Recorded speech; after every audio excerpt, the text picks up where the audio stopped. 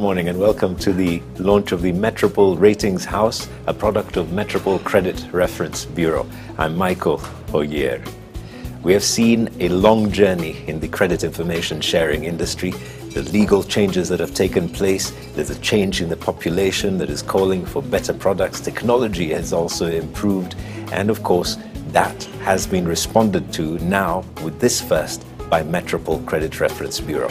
We'll be interviewing several individuals, including the Managing Director of Metropol Credit Reference Bureau, the Chairman, or the Chief Executive Officer, I beg your pardon, of the Association of Credit Providers of Kenya, and also the Chief Executive Officer of the Kenya Bankers Association. Welcome.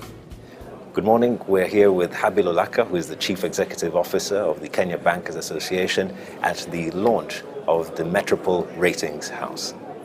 Privy to what all banks are doing. Is it something you see banks taking up?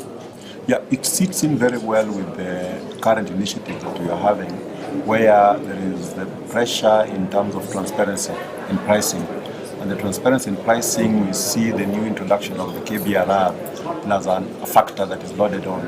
Now that factor takes into consideration the credit risk.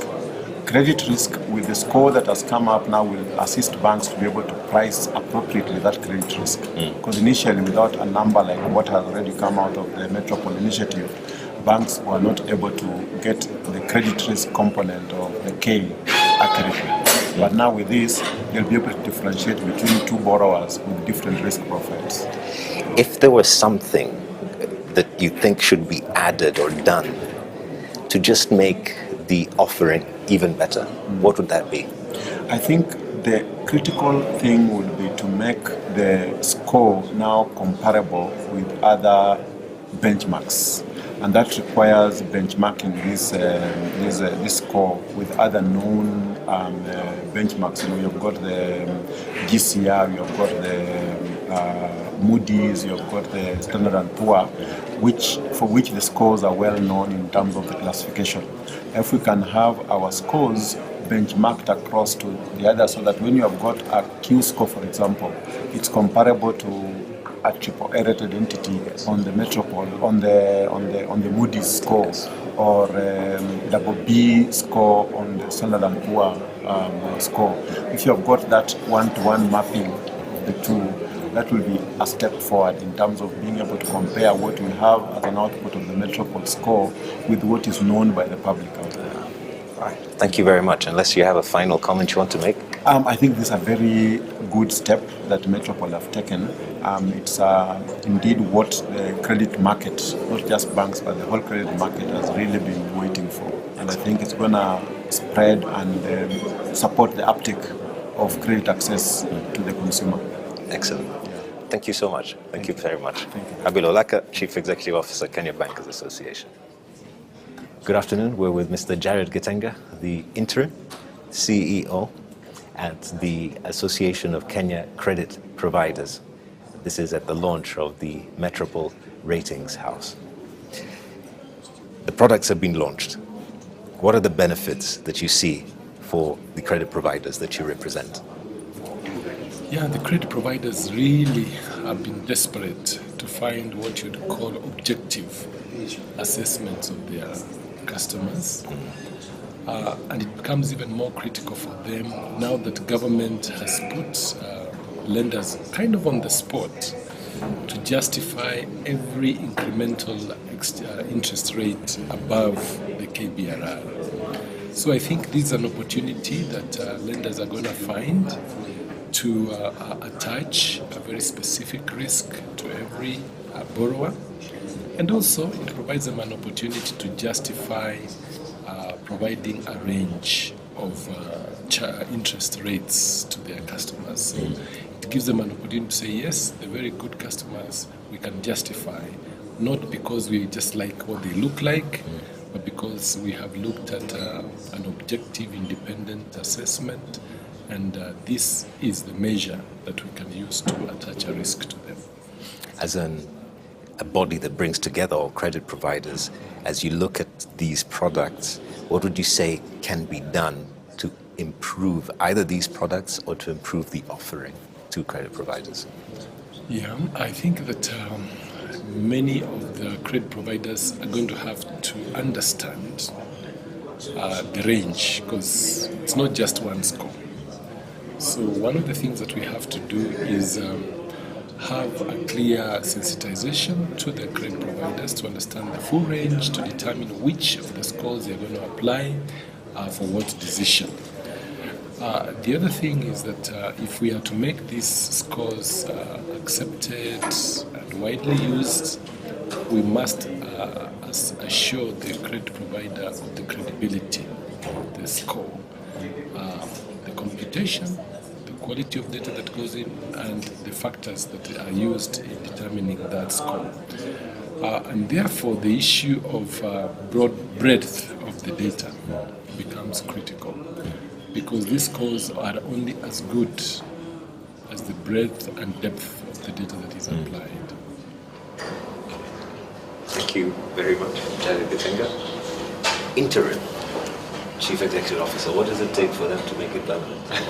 What is it required? I think that we just advertised for the position so that it is made formal, and I hope that I get the job. You've applied. Great. Great. The Association of Kenyan Credit Providers. Thank you so much. Good afternoon. We're with Mr. Sam Omukoko, who's the Managing Director of Metropol Credit Reference Bureau, Metropol CRB, if you please, at the launch of the Metropol Ratings House. Thank you for joining us, and congratulations on the launch of the 6 products. Yes. Great. What are the 6 products, very briefly?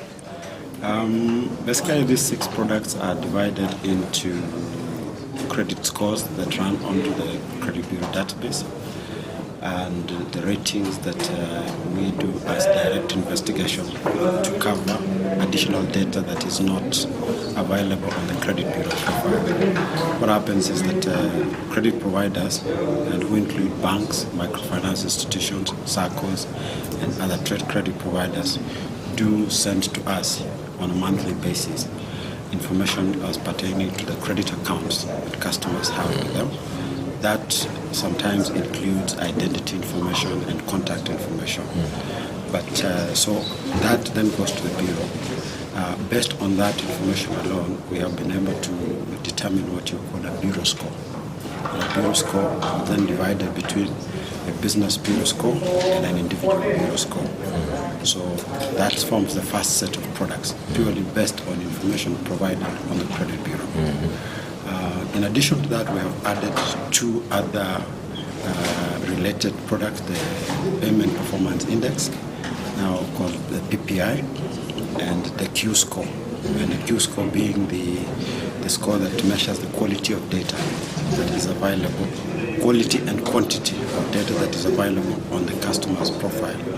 The Q score then drives all the other 3 scores, the PPI, the consumer score, and the business score. And on the other side, we have the SME ratings and the corporate ratings. And these are now slightly off what you provide over the Bureau, because in the SME rating and corporate rating, you have to go and look for information, interview management, look at sector information, and be able to compile that, do more analysis, and be able to generate what you call a rating. Again, the difference is that the Bureau scores are more statistical. The ratings tend to be subjective, and that's what forms the Bureau. So all this is what constitutes the 6 products that we have launched this morning. So what does the future hold then? I think that from our perspective, one needs to understand, for example, is that how has credit developed in this market? If you look at who has been able to access credit, we're looking at most of the corporate and high net worth individuals. Most of the individuals are what we call the low of the pyramid, have not been able to access credit. And lending has been basically collateralized. And most people who don't have collateral then cannot be able to access credit.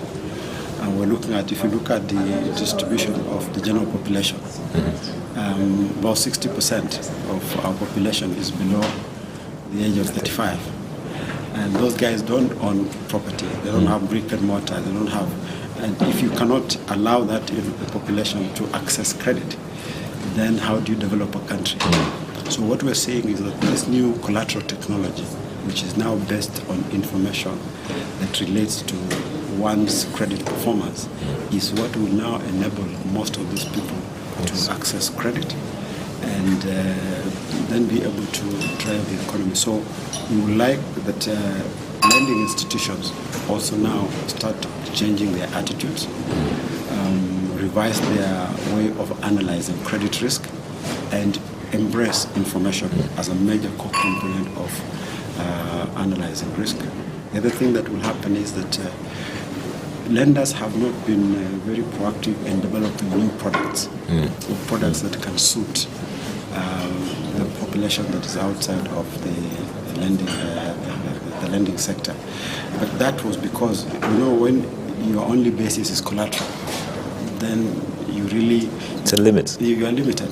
But now with information, we think that lenders can have scope of developing more products that will suit this hungry population that is now looking for loans to move forward. So we see that new technology, new collateral technology, more information, more transparency on customer side, more people should be able to access credit. And do you see the public sector moving in that general direction with you? Being the regulator, being legislation coming in?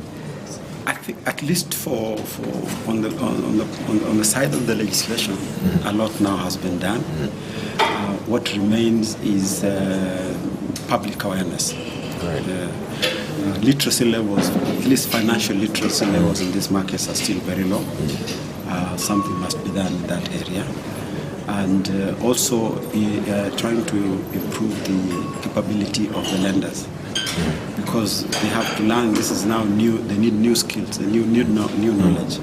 That again has got to be done, so that even as the customer is becoming more aware and more aggressive in looking for credit using different methods, the lender himself has also got to be prepared to understand how to assess how the customer is behaving. So.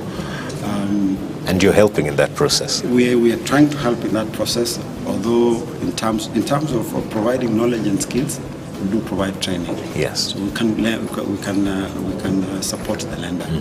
In terms of educating the customer, I think we need a much more... It's a broader purpose, thing. yes. Therefore, we have to bring as many people on board as possible. Yeah. Thank you very much, Mr. Sam Omkoko. Thank you. Chief Managing Director of Metropol Credit Reference Bureau. Congratulations and thank you for having us. Thank you. That's all we have for this edition. Thank you for watching. I'm Michael Oyer. Until the next.